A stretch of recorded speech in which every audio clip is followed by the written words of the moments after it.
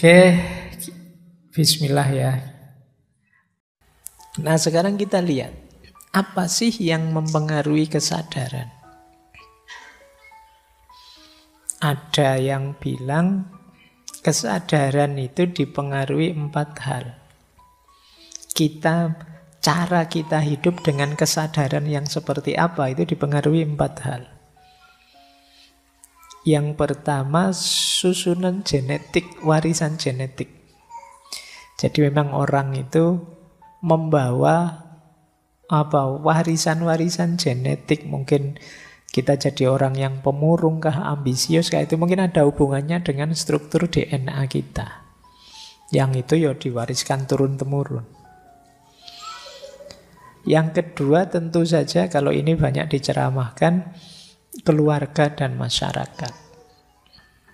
Jadi kesadaran kita banyak dipengaruhi oleh keluarga dan masyarakat. Kita lahir dari keluarga seperti apa, seperti itulah kita biasanya berperilaku. Di masyarakat yang bagaimana, seperti itulah kita berperilaku. Misalnya menghadapi orang minta-minta di pinggir jalan, itu mungkin ada yang bilang, nggak usah dikasih Pak, kalau dikasih manja. Nah, temenmu bilangnya, alam dikasih saja paling berapa, toh kita juga nggak rugi. Kok bisa beda cara berpikir seperti ini? Ya mungkin karena masyarakat dan keluarganya menanamkan cara berpikir yang berbeda tadi. Jadi kalian boleh menelusuri, aku itu loh kok jadi orang baperan kayak gini lah. Akarnya dari mana? Apa struktur genetik, apa karena masyarakat atau keluarga atau apa? Atau karena yang ketiga itu, sejarah dan pengalaman hidup. Oh mungkin ada sejarahnya, oh ada pengalamannya yang membawa saya ke situ. Jadi kesadaran kita dibentuk oleh pengalaman kita. Mungkin pernah ngalami ditipu teman habis-habisan. Akhirnya kita kemana-mana membawa kesadaran, jangan mudah percaya sama orang, jangan mudah percaya sama orang. Terus-terusan begitu. Kenapa? Pengalaman. Kalian ngaji ke sini dengan kesadaran, saya tidak akan ngambil minum lagi. Kenapa? Karena minggu lalu nendang gelas dilihat banyak orang, malu aku. Nah itu kan terus karena pengalaman itu kamu sekarang sudahlah, tidak minum juga tidak apa-apa. Jadi kesadaranmu berubah terusan. Atau ya memang ada tipe tertentu kepribadianmu, pola yang selama ini kamu kembangkan. Mungkin nggak mau baca buku apa, kitab apa, mengidealkan, wah saya harusnya begini, harusnya begitu. Terus dirimu terbentuk. Kamu membentuk dirimu seperti itu.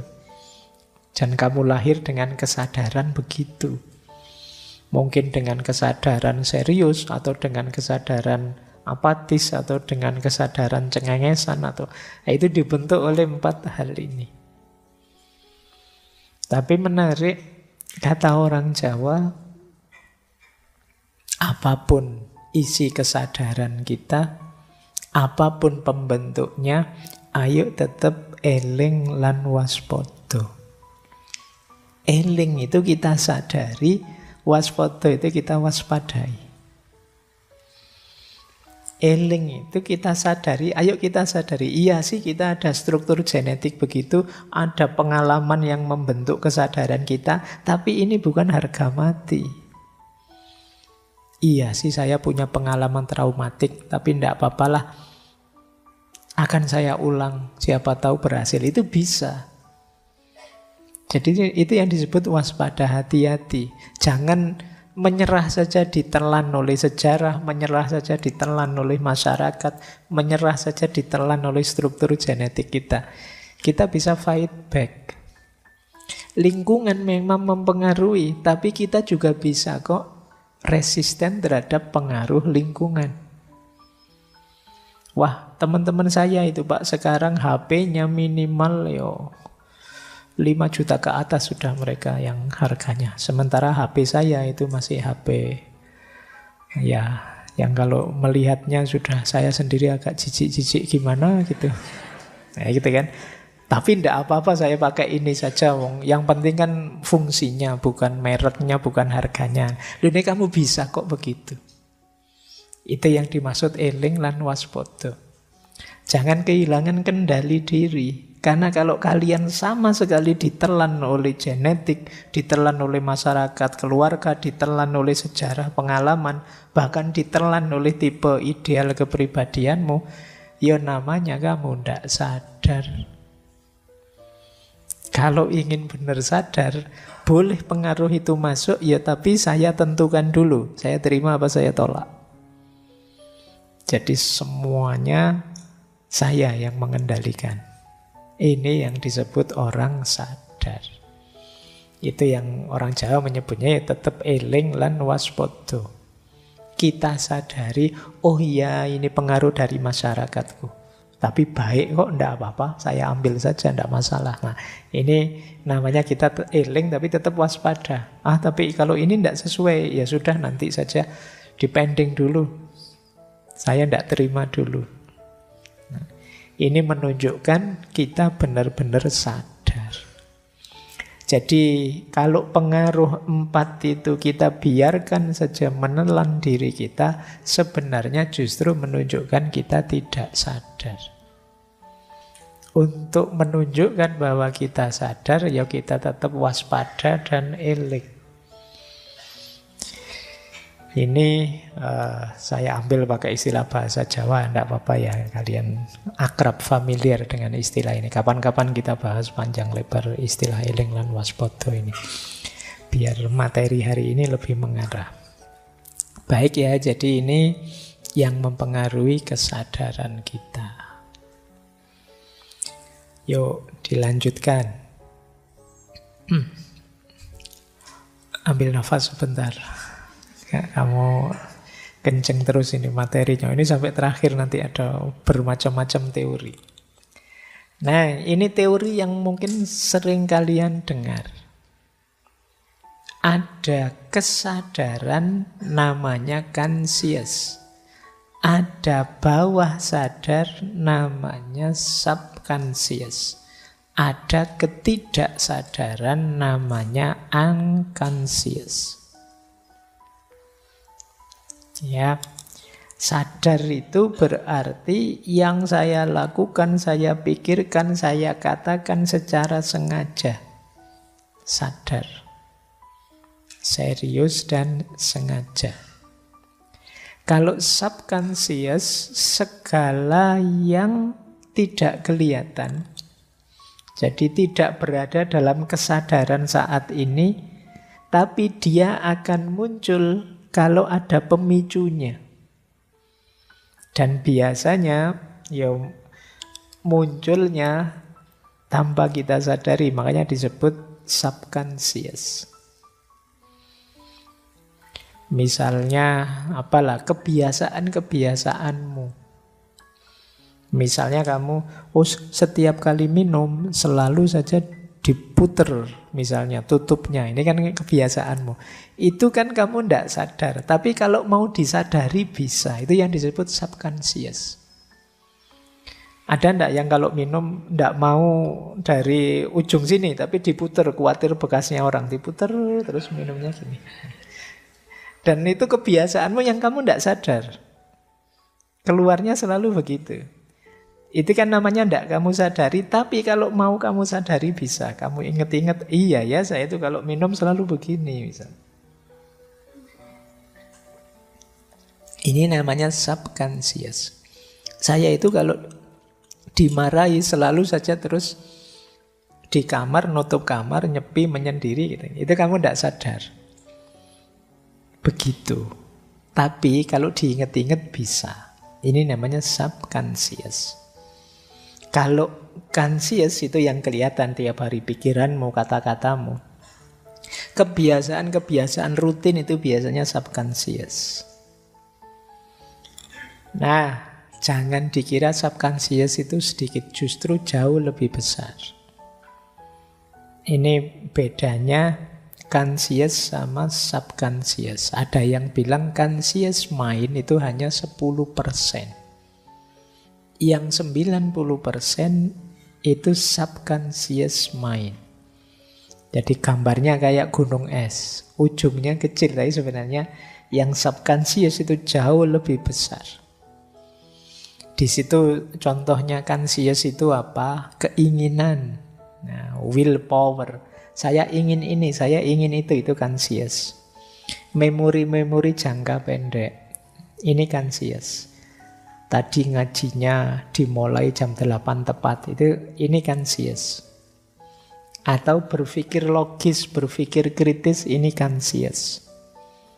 Tapi yang subconscious banyak belief, kepercayaan-kepercayaan kita. Ini subconscious. Kadang-kadang kita lupakan, tapi nanti pada saatnya dia akan keluar sendiri. Kalau situasinya pas, sesuai. Sebentar. Jadi kayak kita percaya bahwa biasanya kalau gelap-gelap itu ada hantunya misalnya. Itu kan biasanya subconscious. Kita ndak selalu menyadari, tapi begitu momennya pas, muncul itu, belief itu. Begitu gelap-gelapan kita merinding ya saya. Kenapa? Sebelumnya ada belief itu di subconscious. Emosi-emosi tertentu, kebiasaan-kebiasaan, nilai-nilai, reaksi protektif. Reaksi protektif itu misalnya ya kayak tadi lah contohnya gelas tadi.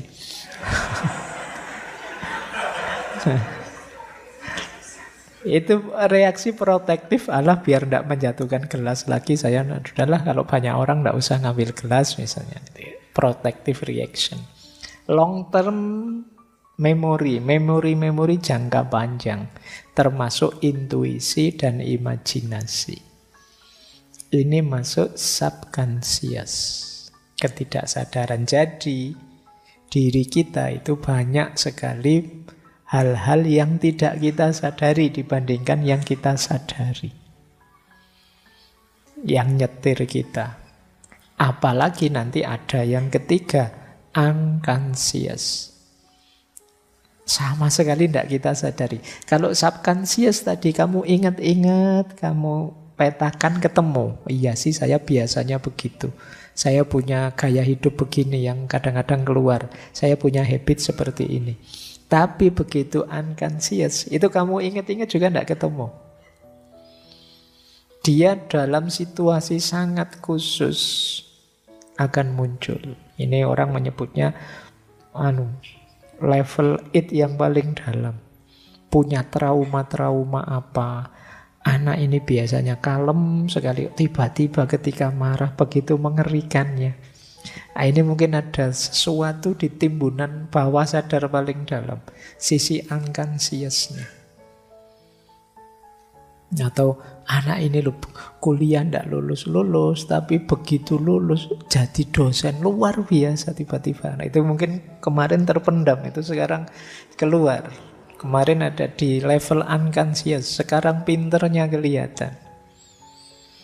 Dia sendiri kemarin tidak sadar juga kalau dia sepinter itu.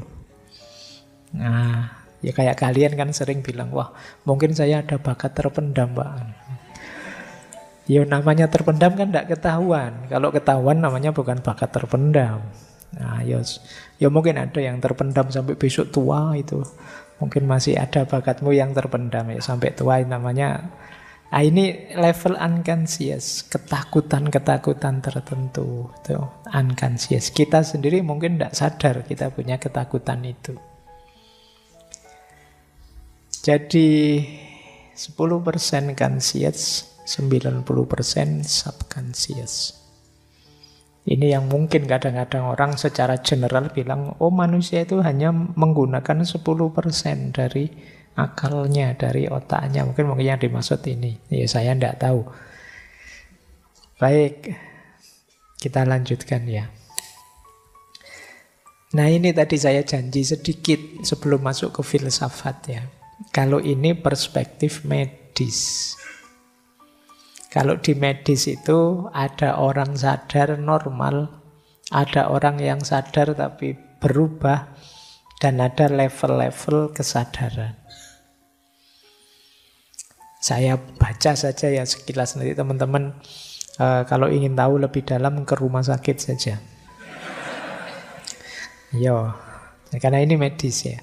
Kalau normal ya seperti kita ini normal. Nanti kalau kita ngantuk sekali tidur, itu kesadarannya berubah. Normal sih tapi berubah. Mimpi, kena hipnotis, itu berubah kesadarannya. Minum obat tertentu berhalusinasi, kesadarannya berubah. Nah, kalau di level itu istilah-istilahnya ya, yang normal itu namanya conscious atau compos mentis. Ini sadar sepenuhnya. Ada di bawahnya, sebenarnya sadar sih, tapi kepribadiannya aneh, namanya apatis. Apatis itu cueknya pol, acuh tak acuh, itu apatis. Hati-hati kalian yang cuek, sama sekali itu di bawah normal. Cuek itu tidak peduli sama sekali dengan dirinya dan lingkungannya. Ini namanya orang apatis. Terus ada lagi di bawahnya namanya delirium. Kalau delirium itu gelisah, disorientasi. Disorientasi kadang, kok aku di sini ya, siapa kamu, dan lain sebagainya. Memberontak, ingin marah, teriak-teriak, halu, berkhayal. Nah, ini level tidak sadar selanjutnya. Kemudian ada somnolen, atau kadang pakai istilah letargi, obtundasi, atau hipersomnia.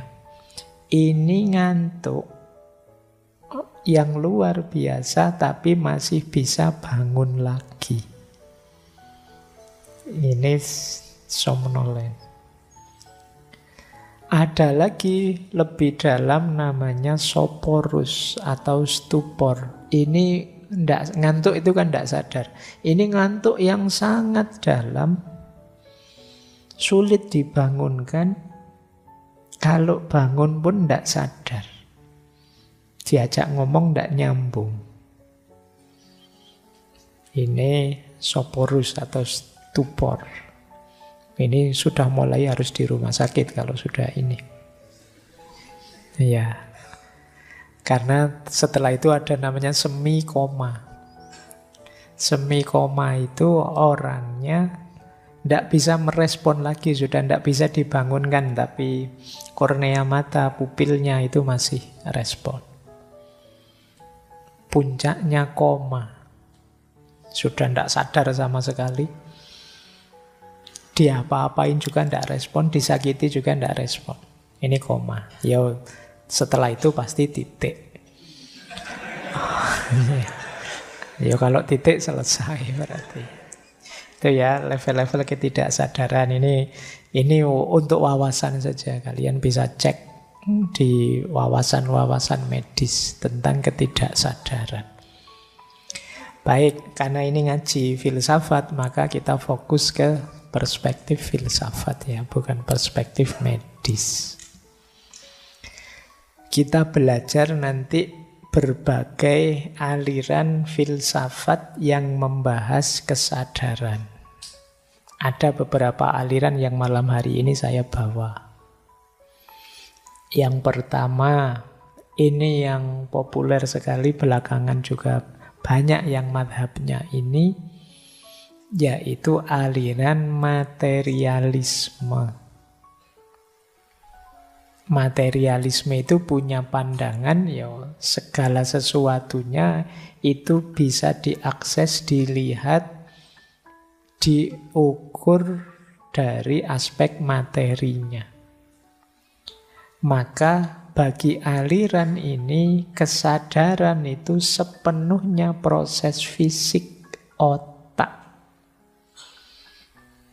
Nah, hari ini ada bidang-bidang neuroscience, ada bidang-bidang neurobiologi, itu pandangan materialis ini. Ya kalau dalam filsafat tokohnya misalnya Thomas Hobbes dan Daniel Dennett. Jadi kesadaran itu kerja otak dan sistem saraf. Semuanya bisa dijelaskan oleh proses-proses saraf dan kerja otak kita. Kita seneng itu bagaimana, kita kok bisa suka ini, suka itu bagaimana, itu semua proses otak.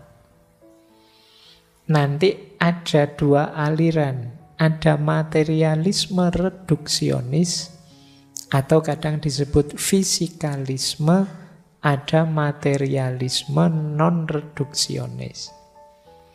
Kalau yang fisikalisme atau reduksionis itu ya proses otak saja sudah. Jadi sinyal-sinyal transmisi-transmisi dalam otak. Dari situlah muncul kesadaran manusia. Tapi yang non-reduksionis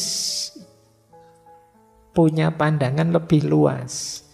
Kesadaran manusia itu sumbernya bisa macam-macam, tidak hanya otak, tapi pasti hal-hal yang sifatnya fisik atau materi, bukan karena pengaruh-pengaruh hal non-fisik, apa mungkin karena Tuhan lah, atau karena bisikan setan lah, atau karena apa, enggak. Jadi ada unsur-unsur materi yang mempengaruhi. Jadi ada yang terbatas pada otak saja dan jaringannya, ada yang lebih luas, tapi tetap koridornya materi, hal-hal material yang mempengaruhi kesadaran. Nah, jadi ini alirannya namanya materialisme. Aliran yang pertama ini juga banyak dikritik. Secara umum kritiknya pada sifat kompleks dan kualitatif dari pengalaman. Maksudnya sifat kompleks itu sinyal otak kita, bentuk otak kita itu kan sama. Tapi kita merasakannya masing-masing kita bisa beda-beda. Ya, aspek kualitatifnya. Jadi seperti apa sih proses kualitatifnya itu? Kalau proses kuantitatifnya mungkin lah bisa dijelaskan dengan otak. Tapi berhubungan dengan rasa ini seperti apa kemudian? Dan juga hubungan antara materi dengan pikiran. Ini panjang hubungan materi dengan pikiran ini kalau dalam filsafat. Otak dengan pikiran itu kira-kira nyambungnya bagaimana? Itu kan yang satu sangat materi, sementara yang satu sangat abstrak. Kira-kira relasinya seperti apa? Ini juga masalah. Nah, ini madhab pertama. Ini ketika sudah masuk ke sini itu seperti saya bilang di awal tadi ya, kalau masih bingung di skip saja. Ini agak banyak alirannya. Ini saya hanya ngasih pengantar-pengantar, teman-teman silakan memperdalam sendiri. Yang kedua, tentang kesadaran. Ada juga aliran namanya panpsikisme. Panpsikisme itu punya pandangan bahwa semua makhluk itu punya kesadaran. Tidak hanya manusia. Jadi kesadaran itu ada dalam segala hal. Termasuk makhluk paling simpel, paling sederhana. Ya kesadarannya juga sederhana. Jadi jangan dikira yang punya kesadaran hanya manusia. Binatang-binatang, tumbuhan, dan semua makhluk, bahkan sampai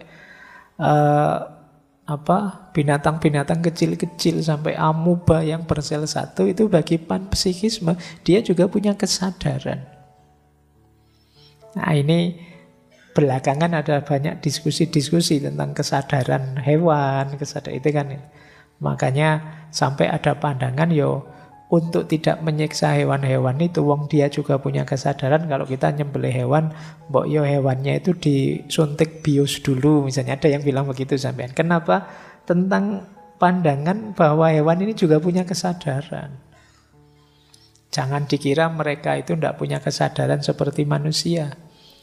Makanya dalam Islam kalau kita Kayak kurban besok itu mau nyembelih sapi 5 atau kambing 7 itu ya kalau bisa pas nyembelih jangan diperlihatkan temannya. Kamu nyembelih sadis sekali, jangan malah dipamerkan ke kambing yang lain. Lihat nih, ini teman. Nanti dia bisa stres dia lihat temannya digorok seperti itu. Ya kan ya disembunyikan jangan sampai mereka lihat. Ini mungkin berhubungan dengan ini bahwa ya mereka juga punya kesadaran lah wong ya makhluknya Allah. Maka sekarang banyak diskusi-diskusi sejauh mana kita harus menghargai tidak hanya hak-haknya manusia tapi juga hak-haknya binatang, hak-haknya tumbuhan, bahkan sekarang hak-haknya semua makhluk termasuk makhluk abiotik. Yang orang menganggapnya itu bukan makhluk hidup sih, makhluk. Misalnya apa? Sungai. Sungai itu dia punya hak untuk mengalir. Kalau kamu buang sampah di sana, kamu sedang melanggar haknya sungai. Kalau kamu mengotori laut, kamu sedang melanggar haknya laut. Ketika manusia melakukan pencemaran, itu sebenarnya dia sedang nabrak hak-haknya makhluk yang dia cemari. Nah, pandangan yang intens membahas itu namanya panpsikisme. Jadi di balik semua ciptaannya Allah ya ada kesadarannya, meskipun kesadaran itu sifatnya level. Di makhluk paling primitif, paling sederhana, ya ada juga kesadaran sederhana. Berarti mereka juga menyadari bahwa aku ini ada, bisa merasakan rasa sakit, bisa marah. Kan hewan kadang-kadang marah atau tersinggung dia. Makanya kamu diserutuk, kamu dikejar-kejar, kan bisa begitu. Meskipun mungkin basisnya insting. Tapi sampai level tertentu ini kemudian bisa disebut kesadaran. Nah, yang punya panjangan seperti ini alirannya namanya panpsikisme. Oke, saya akhiri sekian. Kurang lebihnya mohon maaf. Wallahul muwafiq. Wallahu a'lam bissawab. Wassalamualaikum warahmatullahi wabarakatuh.